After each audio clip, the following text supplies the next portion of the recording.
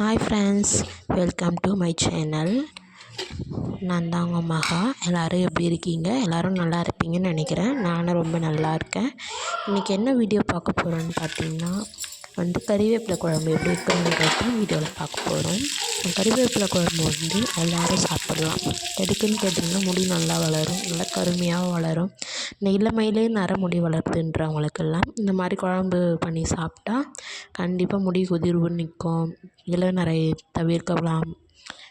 குழந்தைங்களாம் இந்த குழம்பு கொடுத்தோம்னா சாப்பிடுவாங்க. கறிவேப்பிலை நம்ம சாப்பாட்லேயும் இந்த குழம்புலேயே போட்டு ஆகும். குழந்தைங்களுக்கு தனியாக வச்சுட்டு தான் சாப்பிடுவாங்க. இந்த மாதிரி குழம்பா பண்ணி கொடுக்கும்போது கண்டிப்பாக குழந்தைங்களுக்கு பிடிக்கும். ட்ரை பண்ணி பாருங்கள். பெரியவங்களுக்குமே கூட கறிவேப்பிலை ஒரு சிலருக்கு பிடிக்காது. இந்த மாதிரி குழம்பா பண்ணி சாப்பிட்டா நல்லாயிருக்கும். எப்படின்னு சொல்லி வீடியோவில் பார்க்கலாம் வாங்க. ஃபஸ்ட்டு ஒரு ஸ்டவ் ஆன் பண்ணிக்கிட்டு ஒரு கடாயில் கொஞ்சமாக நல்லெண்ணெய் ஊற்றிக்கோங்க. ஊற்றிட்டு மிளகு ஒரு ஸ்பூன், சீரகம் ஒரு ஸ்பூன் போட்டுக்கோங்க. ஒரு 10 பல் பூண்டு, வெள்ளை பூண்டு போட்டுக்கோங்க. போட்டுட்டு நல்லா வதக்கணுன்னு எனக்கு ஒரு ஒரு கை அளவு கறிவேப்பிலை நான் போட்டிருக்கேன். உங்களுக்கு தேவைன்னா ஒரு 2 கை அளவு அந்த மாதிரி கறிவேப்பிலை உருகி சேர்த்துக்கோங்க. நல்லா நல்லா வதக்கிக்கோங்க. எப்படி வதக்கணும்னு பார்த்தீங்கன்னா அந்த கறிவேப்பிலை கையில் நசுக்கணும், தூளாக வரும். அந்த அளவுக்கு நல்லா வதக்கிக்கோங்க. வதக்கிட்டு அதை ஒரு மிக்ஸி ஜாருக்கு எடுத்து மாற்றிட்டு நல்லா ஃபைன் பேஸ்ட்டாக அரைச்சிக்கோங்க. லைட்டாக தண்ணி ஊற்றிக்கிட்டோம், நல்லா ஃபைன் பேஸ்ட்டாக அரைச்சிக்கோங்க. அரைச்சி அது தண்ணி வைத்து வச்சுக்கோங்க. அது இருக்கட்டும். இப்போ ஸ்டவ் ஆன் பண்ணி இன்னொரு பாத்திரத்தில் எண்ணெய் ஊற்றிக்கோங்க. நல்லெண்ணெய் தான் யூஸ் பண்ணிக்கோங்க. உங்களுக்கு நல்லெண்ணெய் பிடிக்கலன்றது பட்சத்தில் வேறு எண்ணெய் யூஸ் பண்ணிக்கோங்க. நான் நல்லெண்ணெயில் தான் செஞ்சுருக்கேன்.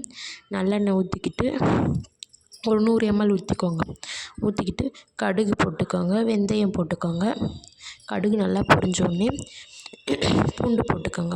இதுலேயும் உரிச்ச பூண்டு, வெள்ளை பூண்டு ஒரு 10-15 அளவு போட்டுக்கோங்க. போட்டுட்டு வெங்காயம் போட்டுக்கோங்க. வெங்காயம் போட்டுட்டு கறிவேப்பிலை ஒரு கொத்து போட்டுக்கோங்க.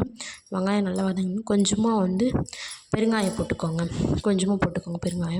பெருங்காயம் போட்டுட்டு வெங்காயம் நல்லா வதங்கினோடனே தக்காளி ஒரு 2 தக்காளி போட்டுக்கோங்க. வெங்காயம் தக்காளி நல்லா வதங்கிட்டோன்னு நல்லா ஃப்ரை பண்ணிக்கோங்க. நல்லா வதங்கின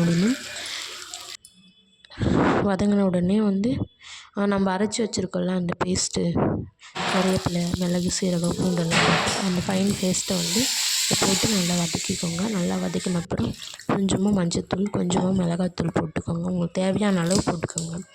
போட்டுட்டு நல்லா வதக்கினப்புறம் தேவையான அளவு மிக்ஸி ஜார் அரைச்ச ஜார்லேயே கொஞ்சமாக தண்ணி ஊற்றி கழுவி ஊற்றிக்கோங்க. தேவையான அளவு தண்ணி ஊற்றிக்கோங்க.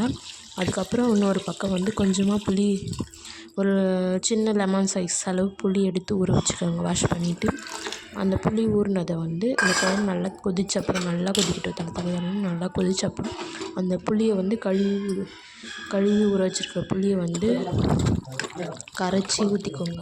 திப்பி இல்லாமல் ஊற்றினப்புறம் தேவையான அளவு தண்ணி வேணுன்னா கொஞ்சம் எக்ஸ்ட்ரா கூட வச்சுக்கோங்க. நல்லா தேவையான அளவு தண்ணி வச்சுட்டு நல்லா அந்த புளி ஊற்றின அப்புறம் நல்லா கொதிக்கட்டும். நல்லா கொதித்து எண்ணெய் பிரிஞ்சு வர அளவுக்கு நல்லா தளன்னு கொதிக்கணும். அந்தளவுக்கு கொதித்த அப்புறம் நல்ல ஒரு மணம் வரும். தேவையான அளவு உப்பு போட்டுக்கோங்க. லாஸ்ட்டாக புளி கரைச்சி ஊற்றினப்புறம் தேவையான அளவு உப்பு போட்டுட்டு நல்லா கொதிக்க விட்டு எண்ணெய் பிரிஞ்சு வர அளவுக்கு நல்லா கொதிக்கட்டும். கொதிச்ச அப்புறம் ஸ்டவ் ஆன் பண்ணி